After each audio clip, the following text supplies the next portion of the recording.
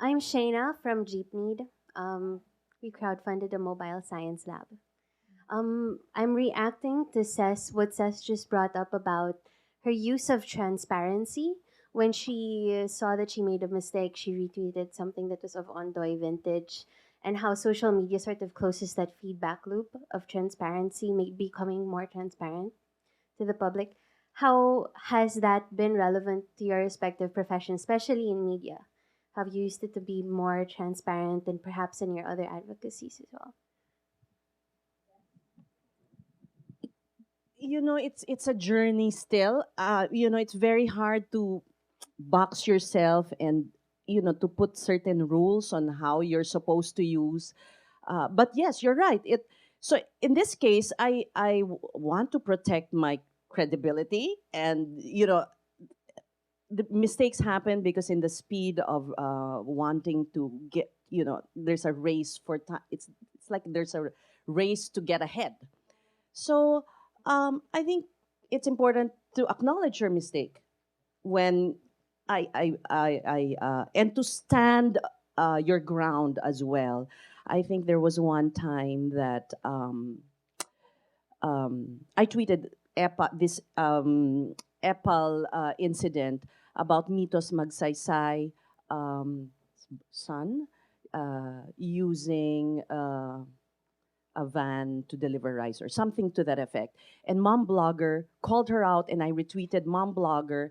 And then she said we had no manners or something like that. And then she said, and Mom Blogger, of course, she's really palaban. And she said, why are you referring to me? Of course, not in that way, You can really see. And then Mito said, no, not you. And I was trying to think, did she just mean Noemi? But disregarded me, and. So I thought about it because I didn't want to get into a Twitter war. So I thought about it, and I tweeted after 2 hours. I said, I you didn't mean me too, right? So no, what I'm trying to say is first acknowledge your mistakes and stand your ground. Defend, what you believe in. Like in RH, I remember the first time I came out for it. I was tweeting till like 4 a.m. answering, but I was, I said to myself, I will answer in a sober fashion, in a calm manner, because some of those sometimes it degenerates into name calling, and the message is lost. So I hope I answered your question. Howie? Well, I guess what I want to say is I don't think there's any such thing as perfect neutrality or even objectivity. But they expect that of you as a journalist. Yeah, well, it depends on how you define it, no? Kasi we all care about things. Our biases reflect our values, and every human being has values, diba? And I think this comes out in what media chooses to cover. I mean, there's a whole universe of information and news out there, but we only have so much space and time to cover a few things. And those are the things that we regard, based on our own training and perspectives, as the most important things. That already reflects bias. So I think what people should expect, what the public should expect, is not necessarily neutrality or objectivity, is fairness. I think that's what we are obliged to deliver, is fairness. So even if we care about our age, I mean, you will interview a bishop, right? I mean, you're not going to be blocking them out of air. No, but I was no. I'm not allowed to cover RH by ABS because of coming out with my advocacy. I don't know. Okay, there's a comment from Minette, I think. I have a question actually that picks up on that theme. So, in many ways, personal convictions run ahead of corporate protocols.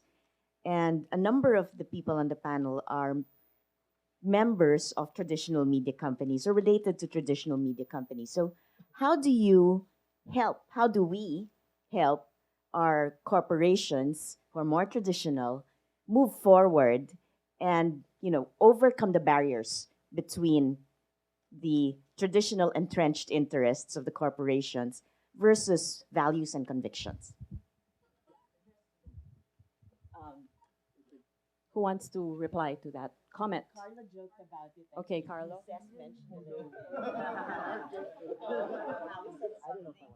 You have a mic.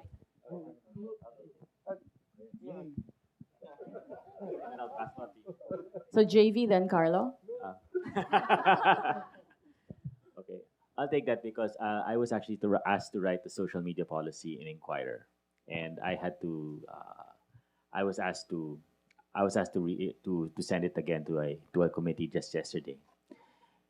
It's really a big balancing act because one, we when I first wrote that policy, I had a meeting with all the group heads, and we talked about, okay, we need to be there. We need to.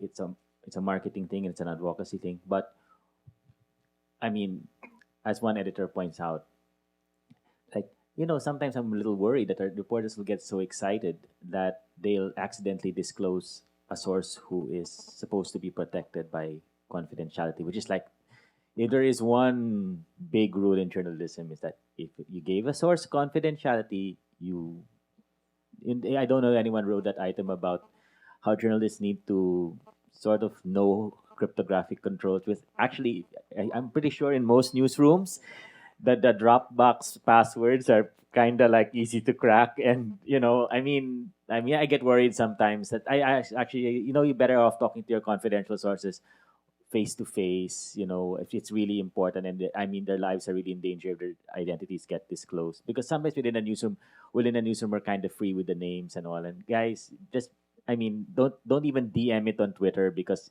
a DM on Twitter is a semi-private at most.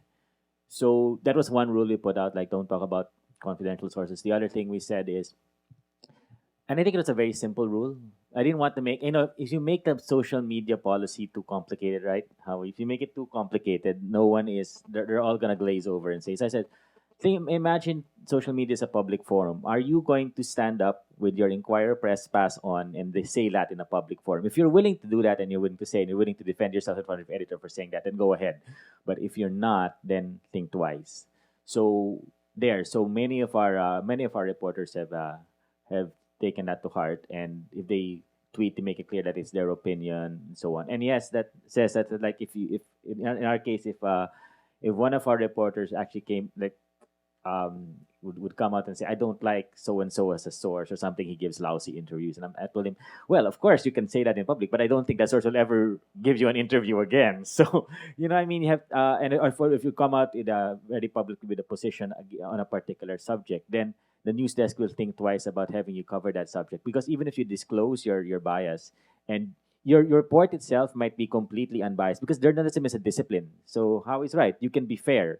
You can put your predisposed leanings onto the side and just focus on the story. And if you're a good journalist, you can do that. But the problem is, even if people know you're biased, and even if your story is unbiased, they will read the bias into the story. Here, especially in the local context, where if there's a perception that you're for this person, no matter how well it's written your story is, that perception will color that story. So that's where the desk is coming from. Okay. So Carlo. I'll just say two things. Social media managers and digital marketing people, two roles and one to market and to manage the communities. But their second role is to be the social media evangelists of the company. They have to champion social media and digital in the company and to be able to spread the word to their elders and to those who do not appreciate it, to see the good and the value in it. That goes without saying that social media people and digital marketing people should know how to speak business. I think a lot of social media people and digital marketers are stuck in a level na parang it's all about the buzzwords, engagement, like alam mo yun, yung mga ganun lang, trending, ganyan. But there's so many things that can speak business, like you talk about the numbers, the analytics. So that's one part to be able to bridge the gap. Now, when it comes to values, and I'll pick off where Cez and si JV said, no. Personally, I have some things that sometimes conflict with what, for example, the network or the company has in mind. But I always remember one thing. Parang I'm expected to give my best with my skill set, diba? For the company. And it's that contract that binds you with that company. It's not just to give them 50%.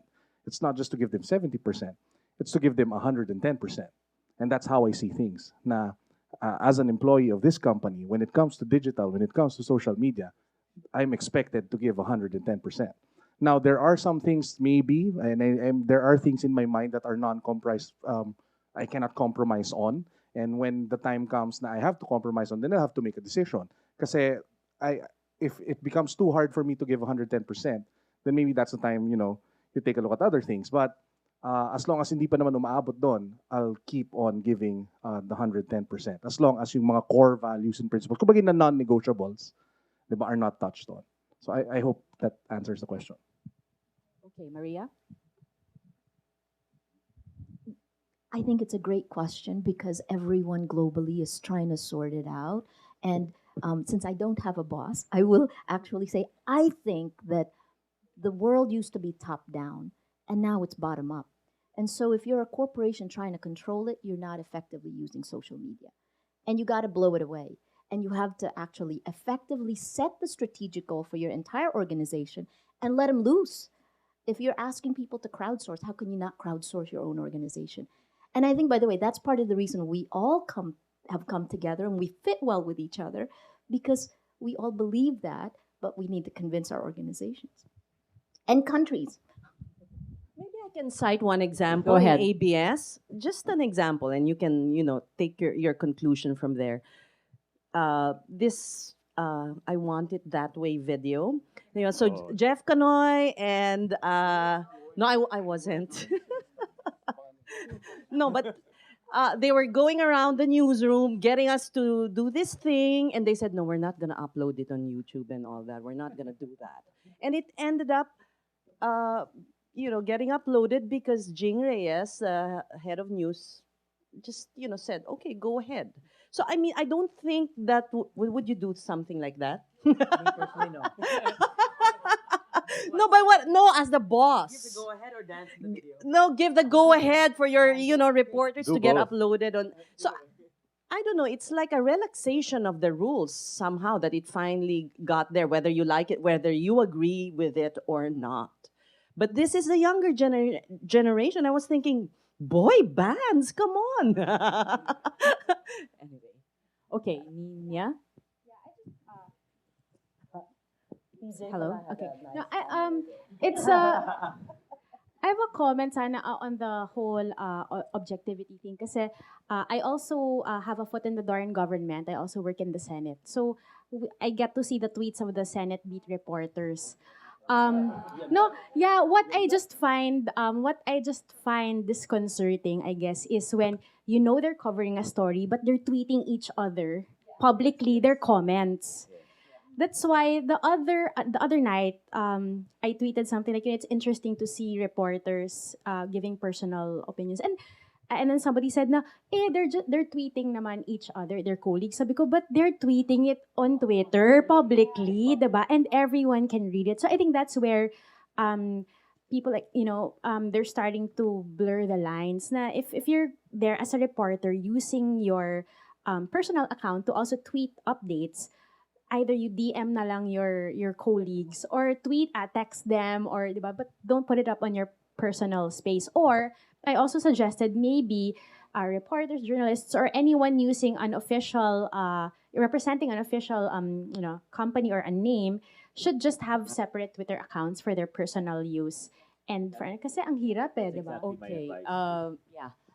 I'm sorry. I'll have to cut this because we have a second batch of speakers, but I'll allow Manolo just the last point before we exchange places. Very quick because I'm coming from a perspective very different from Howie and the others, which was I was never a reporter, but I came from media. I was an opinion writer. And the whole problem now is in a sense, the public is demanding more opinion from the reporters. I think the dilemma is there. The same way that your newsreader is supposed to show more emotion and more humanity leads to the whole challenge to demand that, well, they're not supposed to just read the news. I want to hear yung hirit. The problem is, kung may hirit, the president will make a speech. So, which is also opinion, right? So, but it is expected because then once you're engaged on the level of opinion, you are fair game. And it happens precisely the reporters will want to express their opinion. It drives your readership because it humanizes your reporter. It makes people engaged and interested in following them. And we do it as well because like when I remember after Hagabat, there was a period where everyone had been so stressed. If you notice, there was an epidemic of corny jokes.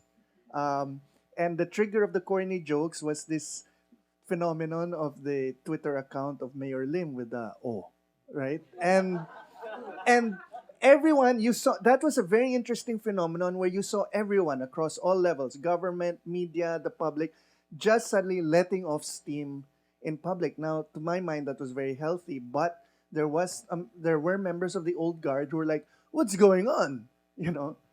And I think that is the heart of the matter. The line between opinion and reporting is not only getting blurred, but upon public insistence. And that is what causes the problems for your media organization, for your government organization, and the powers that be.